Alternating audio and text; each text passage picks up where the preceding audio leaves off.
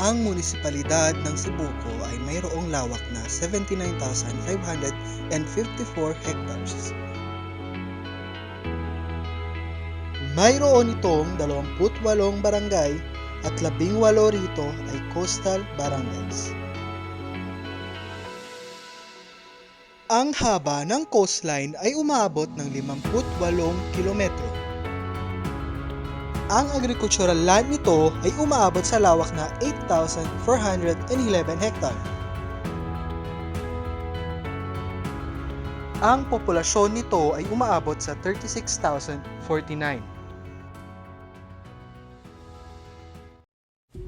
Ako po magbigay ngayon ng salaysay. Yung totoo po na kung ano talaga ang nangyari noon at saka ano ngayon ang sitwasyon o status namin, lalo na sa itong pag-alaga namin, pagbantay namin ng aming karagatan. Ano po, natutulong lang po, hindi pa po tumulong yung local government. Laki po ang kaibahan ngayon at noon. Dahil po noon, rampant po talaga yung illegal fishing, lalo na po in terms of throwing of dynamite sa paligid. 14 years na ako dito sa Tambabuan. Ngayon lang ko lang nakita na noon makahuli kami ng isda, kunti lang. Noon, papangista namin, hindi kami makahuli. Yung mga illegal fishing noon, dami ng illegal fishing at saka yung mga kompresor, saka yung dinamita.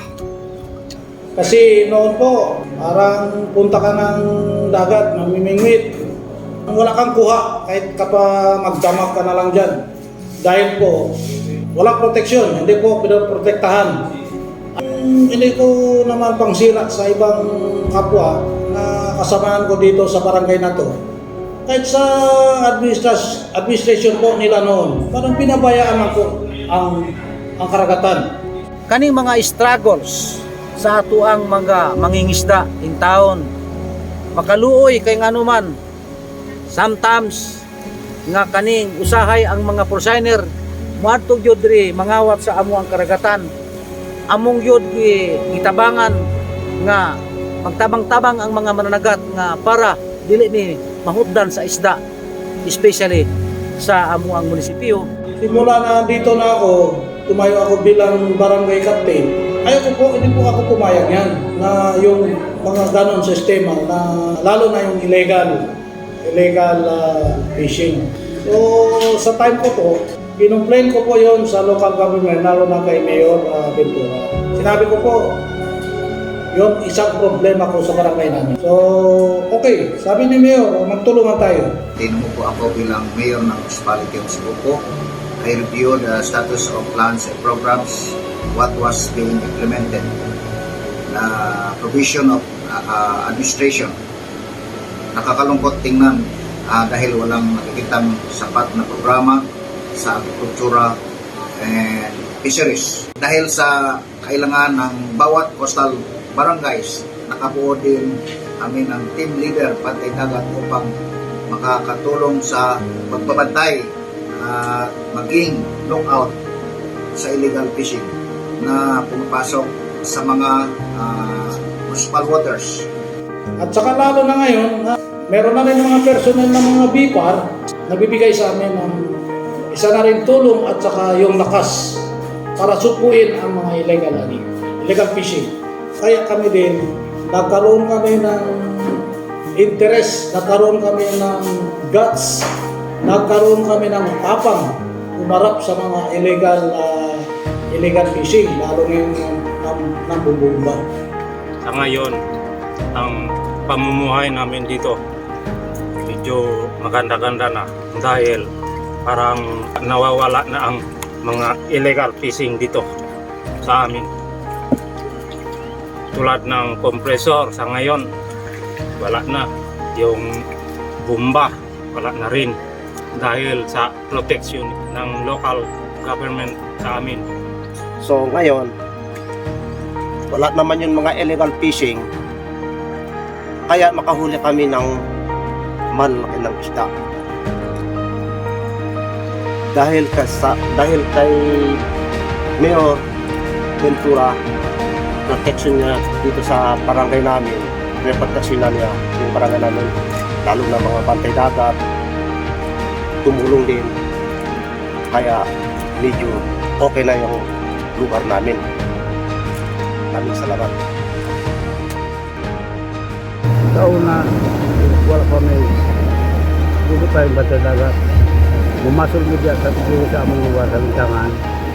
Di, wala mo dyan makuha. Tungod sa container, padapin dyan ng motor. Karon, butang ni Ventura sa bantay dagat. Among ibantayan na. Ang fishing boat, di na kaluo din sa among ibantayan niya. Anta ka nang mga mumumba. Karon, mangisda mi. Kasudan pa mi, baka baligya pa mi. Noon, yung mga commercial fishing vessel, nasanay sila pumapasok dito sa Ilocos Municipal Water kasi walang mabantay sa municipal water noon. Ngayon, sa 18 barangays, mayroon ng bantay dagat. Malaki ng pinagbabago kasi mayroon naman ang bantay dagat, mayroon na mag-surveillance. Di katulad noon na nasanay ng mga commercial fishing vessel pumapasok dito managat sa area ng Cebu Municipal Water. Ngayon, parang natakot na sila. Wala kayo ko kung dito sa amin, parang wala naman. Galing nyo na nakahuli kami ng dalawang kumpanya. Parang tahado na sila pumapasok. Diri nakadunggo sa Barangay Malayal no, nga taga Sanusi Antique na naraming delivery isda and diri nga ari sa Barangay Malayal. Salamat po nga diri pud ni nakakuan sa resultata nga among kuha puro mga tuna na may rapot nara sa mga tag 200 at 2,000 kilos. So kami po na dito mi wala mi nagat di sa ilang area di sa may Ambuanga, dito kami dito sa may Sulusi, banda Palawan. Organize kami ng mga farmers and fisher folk association. Ako ay nakaregister sa Department of Labor and Employment or DOLE upang mabigyan ng certification at ito po ay mabigyan ng Sustainable Livelihood Program ng Municipality of Cebu. Kaya ako nakapuyo dire mga 40 katuig na karon na ko ng mga association ni Mayor na naganap po mga makuha naman sa ang mag-support ni Mayor sa mga association ni Mayor Ventura. Kami po ay isa sa mga mapalad na benepisyaryo na natatanggap ng ganitong klaseng panghanapbuhay para sa barangay ng Paniran. Kahit paano nakakaraos din kami. Sana po tuloy-tuloy na po ang biyaya na maibibigay ng ating mahal na Mayor na si Honorable Mayor Joel M. Ventura. Minsan kakaroon ng ganitong sitwasyon, walang biyahe kasi seasonal man kung baga tawagin. At least, meron na kaming ganito. Kaya malaking pasasalamat namin na nagkaroon kami ng biyayang ganito. Sana tuloy-tuloy na po, Mayor.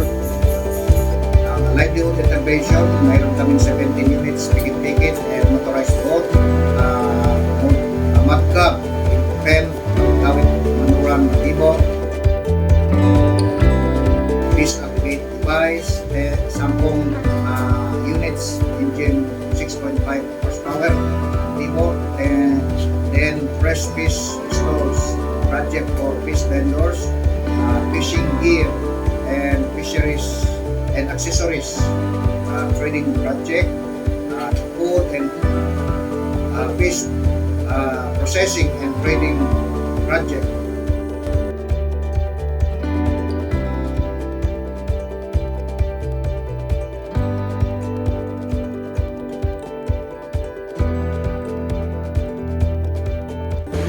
nag-organize din ang Municipal Fisheries and Aquatic Resource Management Council upang makagawa na ng mga resolutions to come up with the Municipal Fishery Ordinance.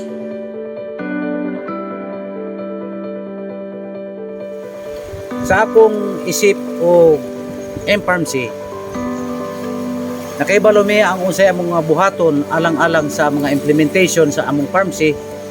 Kanunay mi kapalo up unsay mga implementasyon sa mga tagkatag sa nga barangay nga makatabang jud sa mga fishers folk. Kami isip ni representative ni sa mga fishers folk para at least madunggan po unsay ang mga the cry of the fishers folk towards the implementation. Daghan ang mga plano alang-alang sa amo ang mga mangingisda o among gisusig jud maayo sa 18 ka barangay nga mangingisda na amoy mga increases sa mga kuha sa amo ang mga mananagat, especially kaning tamban.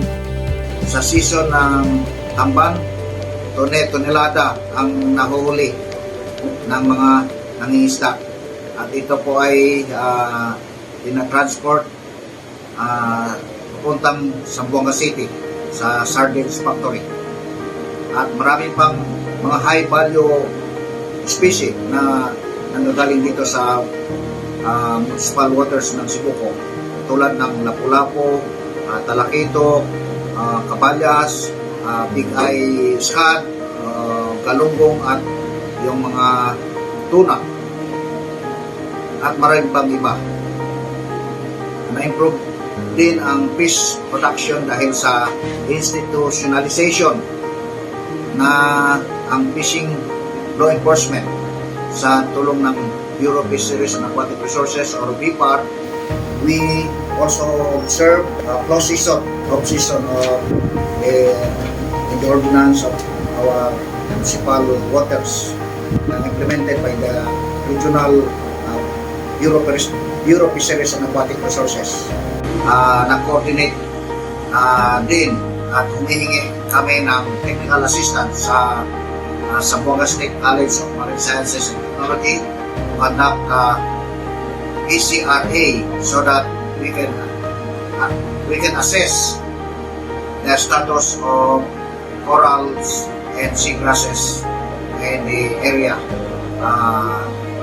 And the result of it, we were able to identify certain barangays for the establishment of fish sanctuary at Barangay Lambaguan and Barangay Lintangan of this municipality. Naka-identify mi nga duha ka barangay, ang Barangay Lambaguan o Barangay Lintangan. Mao kani ang amuang na-identify para sa amuang fish sanctuary. Nag-public hearing kami o among gipangutana ang mga constituents gumikan aning project sa amuang Halangdon Mayor sa pagbugna aning fish sanctuary. So I am happy with the reaction of our fishermen nga nidawat aning programa og they are happy to have this kay nganuman usa na ni ang dakong tabang kapara dili mi mahubdan sa isda na aron nay among fish sanctuary. Mao ni kani ang tuluganan o panganakan sa mga isda para mudako pod og mulambo ang amuang gibugna karon. We are happy that Barangay Lambaguan is identified as a pilot barangay for the implementation of the Green and Clean program of the municipality. Happy din ako, happy din kami taga rito na kukunin nila tong barangay bilang pilot barangay. Siguro po, dahil sa effort din namin dito, nagtutulungan ang mga tao rito. Tapos tinulungan kami ng taga-municipality ng Sibuko. Na-recognize din yung mga efforts namin. So, we also participate on the Clean and Green Coastal Cleanup.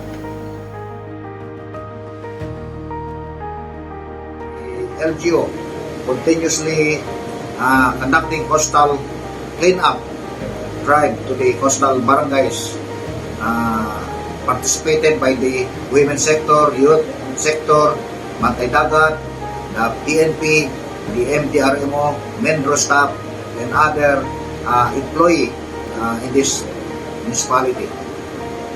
We have already approved a 10-year solid waste management plan last year. So we implement through ordinance the solid waste management. Allow me to greet you in the universal greeting. Assalamualaikum warahmatullahi ta'ala wabarakatuh. First and foremost, we are here in the barangay Lambaguan, one among the barangay that had been identified by the local government through the instructions of the municipal mayor, Honorable Joel Ventura, and as well the administrator, to pursue the program in a clean and green. And likewise, this office has coordinated with the Department of Environment and Natural Resources to provide us the seedling for the tree planting. With this has really a good coordination, wherein that we provide seedling to the constituents of this barangay, and likewise the officials, the barangay officials, as well the barangay captain headed by Ginilak, who is present, and the administrator who initiated the tree planting. Well, we believe that tree planting is one way or the other that will sustain the green and clean, and that the ecosystem is a part of a human being, that we have to protect the environment. We have to do something to protect our environment by way of planting trees. Trees is a very important, not only in the protection of human life, but it protect our environment. It protect everything that protect flood, protect waves, etc. As we know that the climate change nowadays is really a concern of our government. So in the program of the local government, through the initiative of the mayor, instructed this representation to look into and to conduct tree planting in the 28th barangay, so that people, constituents are aware the important in the protections of our environment. And we also encourage some of our mangroves area. They have already planted the Pakawan.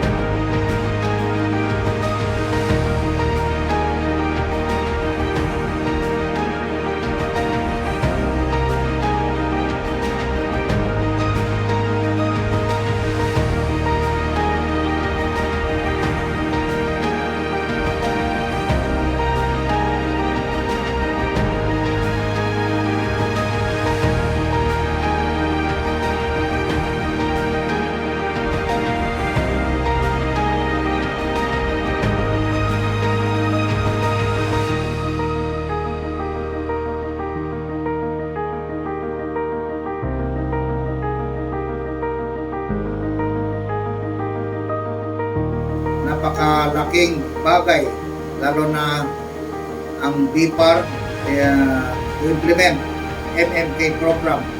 Kung susundin ang bawat kriteria nito, ito ay mabuo ang isang napakahusay sa LGU na bibigay serbisyo sa farmers at fisher folk, that we have depend our food security from them. Nagpapasalamat din kami sa mga stakeholders na tumutulong sa amin. Ako po, si Mayor Joel Molina Ventura ay nagpapasalamat sa inyo.